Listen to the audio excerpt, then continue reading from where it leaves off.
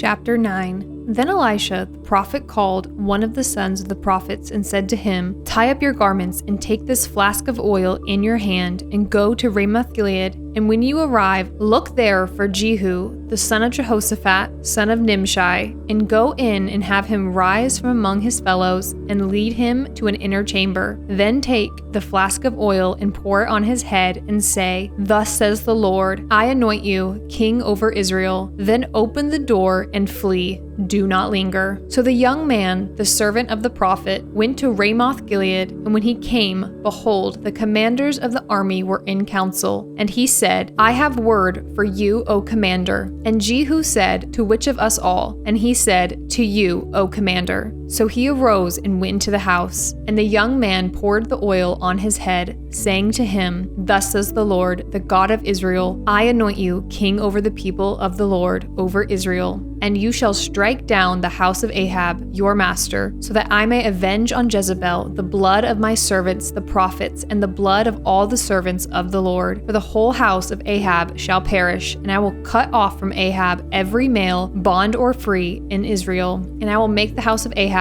like the house of Jeroboam, the son of Nebat, and like the house of Baasha, the son of Ahijah. And the dogs shall eat Jezebel in the territory of Jezreel, and none shall bury her." Then he opened the door and fled. When Jehu came out to the servants of his master, they said to him, "Is all well? Why did this mad fellow come to you?" And he said to them, "You know the fellow and his talk." And they said, "That is not true. Tell us now." And he said, "Thus and so he spoke to me, saying, 'Thus says the Lord, I anoint you king over Israel.'" Then in haste every man of them took his garment and put it under him on the bare steps, and they blew the trumpet and proclaimed, "Jehu is king." Thus Jehu, the son of Jehoshaphat, the son of Nimshi, conspired against Joram. Now Joram, with all Israel, had been on guard at Ramoth-Gilead against Hazael, king of Syria. But King Joram had returned to be healed in Jezreel of the wounds that the Syrians had given him when he fought with Hazael, king of Syria. So Jehu said, "If this is your decision, then let no one slip out of the city to go and tell the news in Jezreel." Then Jehu mounted his chariot and went to Jezreel, for Joram lay there,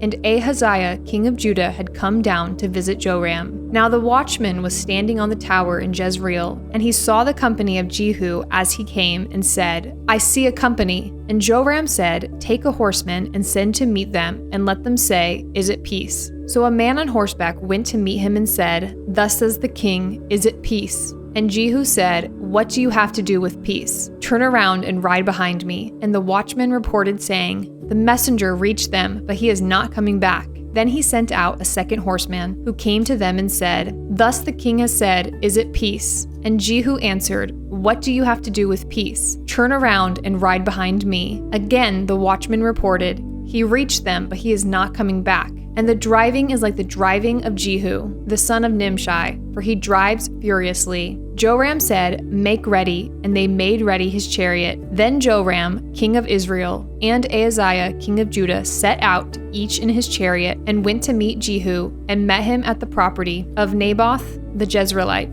And when Joram saw Jehu, he said, "Is it peace, Jehu?" He answered, "What peace can there be, so long as the whorings and the sorceries of your mother Jezebel are so many?" Then Joram reined about and fled, saying to Ahaziah, "Treachery, O Ahaziah!" And Jehu drew his bow with his full strength and shot Joram between the shoulders, so that the arrow pierced his heart and he sank in his chariot. Jehu said to Bidkar, his aide, "Take him up and throw him on the plot of ground belonging to Naboth the Jezreelite. For remember, when you and I rode side by side behind Ahab, his father, how the Lord made this pronouncement against him. As surely as I saw yesterday the blood of Naboth and the blood of his sons, declares the Lord, I will repay you on this plot of ground. Now therefore take him up and throw him on the plot of ground in accordance with the word of the Lord." When Ahaziah the king of Judah saw this, he fled in the direction of Beth-Hagan, and Jehu pursued him and said, "Shoot him also." And they shot him in the chariot at the ascent of Gur, which is by Ibleam, and he fled to Megiddo and died there. His servants carried him in a chariot to Jerusalem and buried him in his tomb with his fathers in the city of David. In the 11th year of Joram, the son of Ahab, Ahaziah began to reign over Judah. When Jehu came to Jezreel,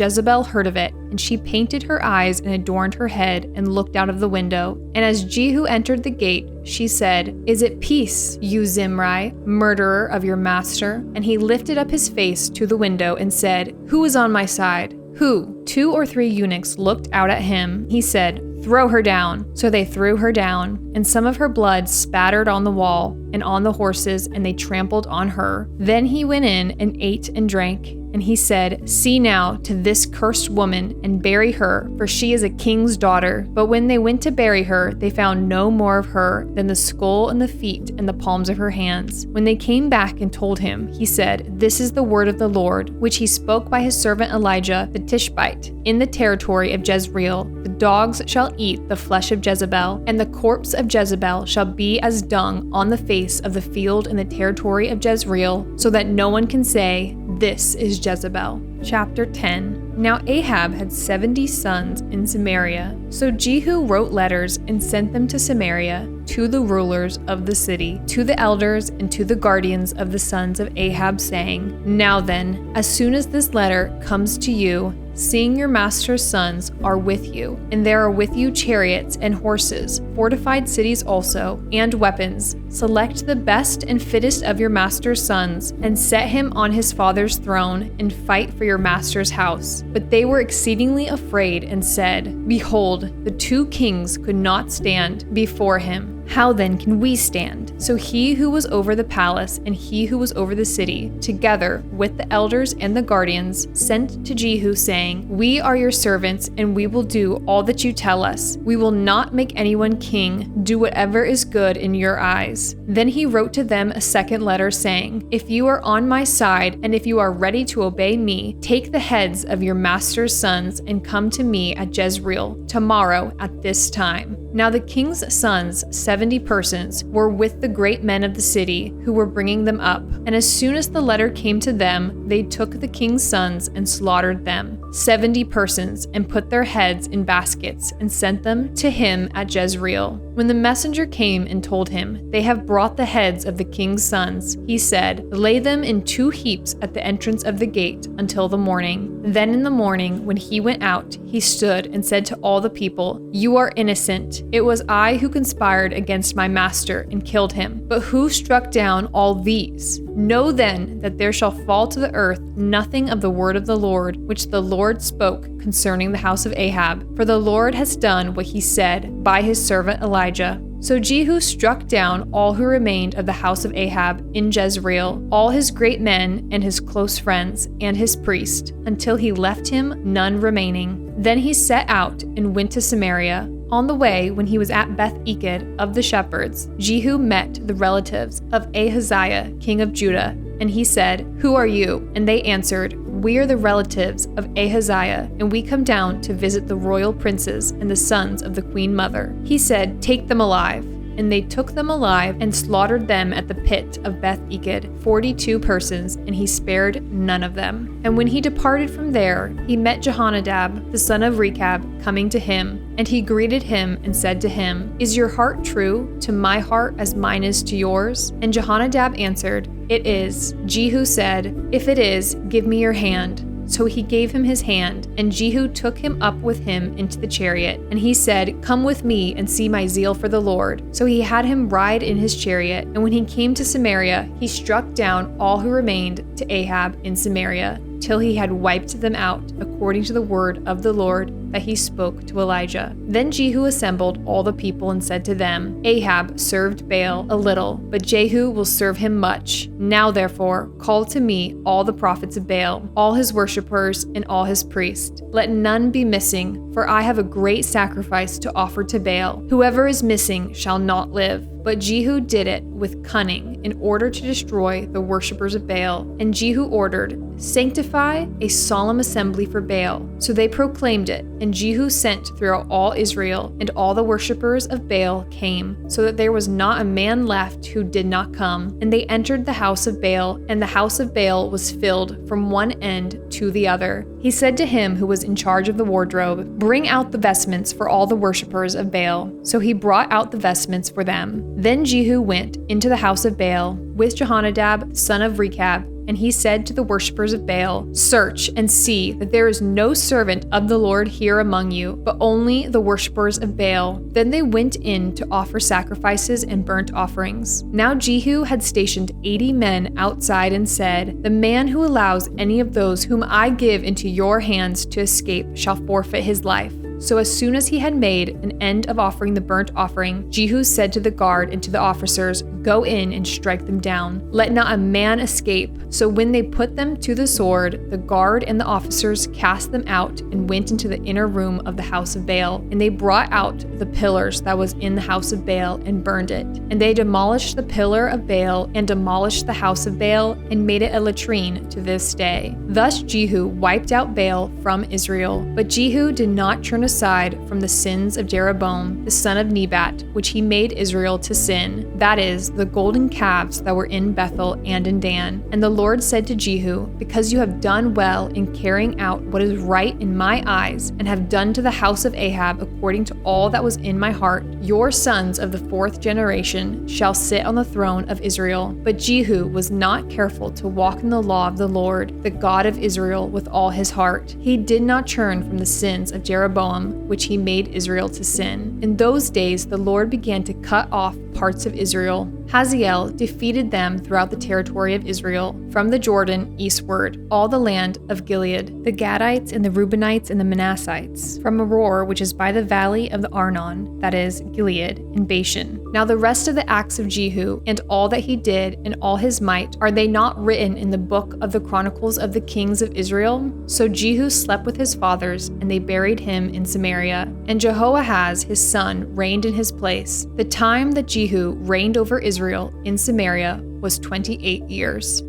Chapter 11. Now Athaliah, the mother of Ahaziah, saw that her son was dead. She arose and destroyed all the royal family. But Jehoshaphat, the daughter of King Joram, sister of Ahaziah, took Joash, the son of Ahaziah, and stole him away from among the king's sons who were being put to death. And she put him and his nurse in a bedroom. Thus they hid him from Athaliah, so that he was not put to death, and he remained with her 6 years, hidden in the house of the Lord, while Athaliah reigned over the land. But in the 7th year, Jehoiada sent and brought the captains of the Kerites and of the guards, and had them come to him in the house of the Lord. And he made a covenant with them, and put them under oath in the house of the Lord. And he showed them the king's son. And he commanded them, "This is the thing that you shall do. 1/3 of you, those who come off duty on the Sabbath, and guard the king's house. Another third being at the gate Sur, and a third at the gate behind the guards, shall guard the palace. And the 2 divisions of you, which come on duty in force on the Sabbath, and guard the house of the Lord on behalf of the king, shall surround the king, each with his weapons in his hand. And whoever approaches the ranks